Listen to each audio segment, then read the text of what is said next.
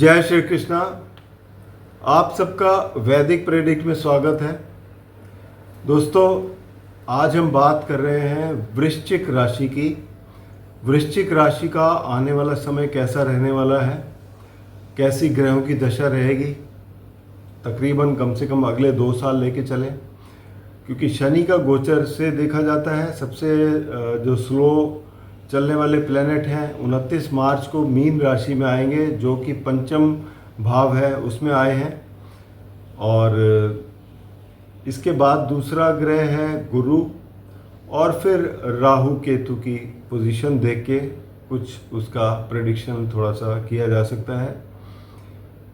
तो इन सब चीज़ों को देखते हुए मैंने बनाई है। तो आपसे यही, इससे पहले कि मैं शुरू करूं, आपसे रिक्वेस्ट करता हूं कि अगर आपने चैनल को सब्सक्राइब नहीं किया तो कृपया सब्सक्राइब करके बेल आइकन ज़रूर दबा दें ताकि आने वाली वीडियो की नोटिफिकेशन मिल जाए।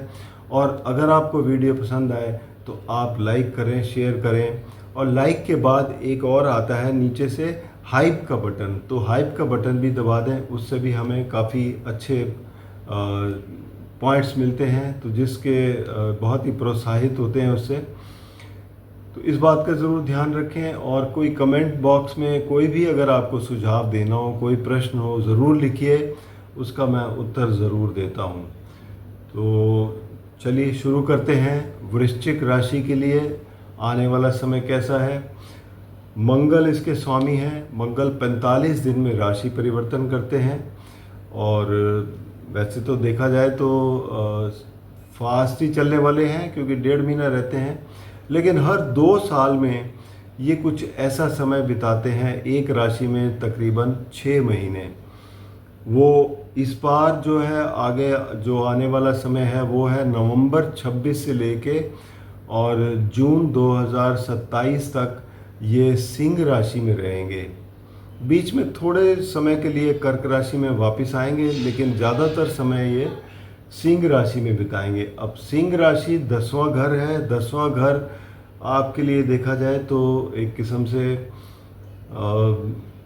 आपका कर्म का क्षेत्र है, प्रोफेशन से रिलेटेड है। और मंगल यहाँ पर सिंह राशि में, क्योंकि सूर्य के सब मित्र भी हैं और बलि भी होते हैं यहाँ पर, तो मंगल की पोजीशन 6 महीने यहाँ पे बहुत अच्छी रहेगी, नवंबर 26 से लेके 27 जून तक। शनि देव गोचर कर रहे हैं पंचम भाव में। पंचम भाव बेसिकली देखा जाए तो आपके बच्चों का है, एजुकेशन का है, क्रिएटिविटी का है, आपके रोमांस वगैरह का है।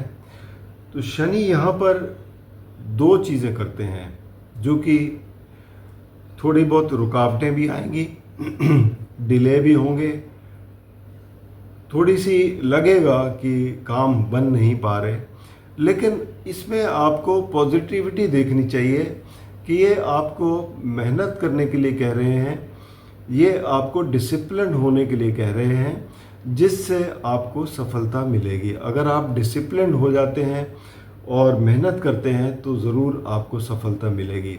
शुरू में लगेगा कि आपके काम नहीं बन रहे, कहीं ना कहीं रुकावटें आ रही हैं, लेकिन अल्टीमेटली आपको ये सक्सेस ही दिलाएंगे, क्योंकि त्रिकोण भाव है, गुरु की राशि है। गुरु की राशि में ये इनका ज़्यादातर बेसिकली 4 पद तो इनके अपने ही रहते हैं, उत्तर भाद्रपद के। तो ओवरऑल स्थिति यहाँ पर उतनी ख़राब नहीं है, बस आपको सिर्फ डिसिप्लिन होना है और एक ध्येय रखना है, जिससे आप अपना जो भी गोल है वो अचीव कर पाएँ।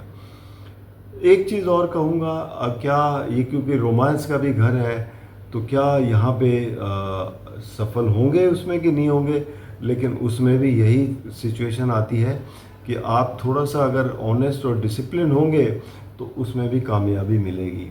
यहाँ से ये सप्तम भाव को देखते हैं। सप्तम भाव बेसिकली आपका मैरिज के लिए देखा जाता है, आपके स्पाउस के लिए देखा जाता है, पार्टनरशिप है, व्यवसाय है, इन सब चीज़ों को देखते हैं।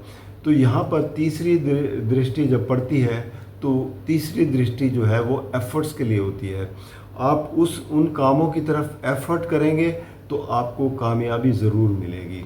तो ये इसीलिए कहा जाता है क्योंकि काम त्रिकोण में आता है ये, और एफर्ट के लिए कहते हैं, एफर्ट आप करेंगे रिलेशनशिप डेवलप होते हैं उसमें, तो ये आपके लिए ठीक रहेगा। अब इसकी सप्तम दृष्टि पड़ेगी आपके 11th हाउस पे। 11th house house of gains है और यहाँ पर कन्या राशि है, तो यहाँ पर देखा जाए तो आपको लाभ प्राप्त होगा, लेकिन वही है कि डिसिप्लिन और मेहनत करने के बाद।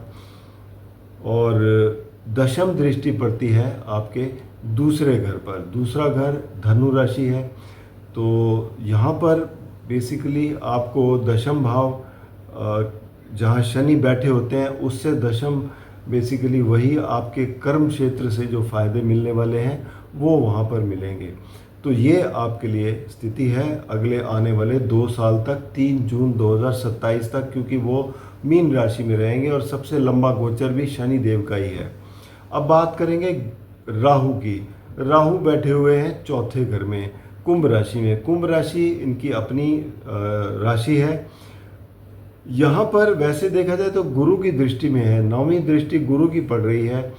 तो गुरु की दृष्टि जब राहु पर पड़ती है और वो भी केंद्र स्थान में बैठे हो तो आपको बहुत अच्छे रिजल्ट देते हैं। लेकिन मार्च के महीने में 2026 में राहु साथ में होंगे। मंगल और राहु की युति जो है वो आपके सुख स्थान में ज़रूर बाधा डालेगी। तो ये 1-1.5 महीने का पीरियड होगा जिसमें आपको थोड़ा यहाँ पर अपने सतर्क रहना पड़ेगा। घर में सुख शांति बनाए रखने के लिए चीज़ों को प्रयत्न करने पड़ेंगे आपको बहुत, ताकि सिचुएशन जो है वो आउट ऑफ कंट्रोल ना हो और आपके लिए स्थिति अच्छी बनी रहे, क्योंकि अहंकारक योग बना देते हैं मंगल और राहु। क्रोध आता है आपको और घर का माहौल जो है वो बिगड़ता है। आपको सिर्फ देखना है माता की सेहत का ध्यान रखें और आर्गूमेंट्स वगैरह से घर में बचने की कोशिश करें, अवॉइड करने की कोशिश करें। यही सलाह है वो 1.5 महीने के बाद का, कम से कम मार्च और 15 अप्रैल तक लेके, जब तक मंगल वहाँ पर हैं, तो ये स्थिति बनी रहेगी। इसके बाद अब गुरु की स्थिति देखेंगे तो गुरु जो है वो 8वें घर में बैठे हैं बुध की राशि में। एक तो मित्र राशि में नहीं है, दूसरा 8वां घर एक कमज़ोर स्थिति हो जाती है गुरु की।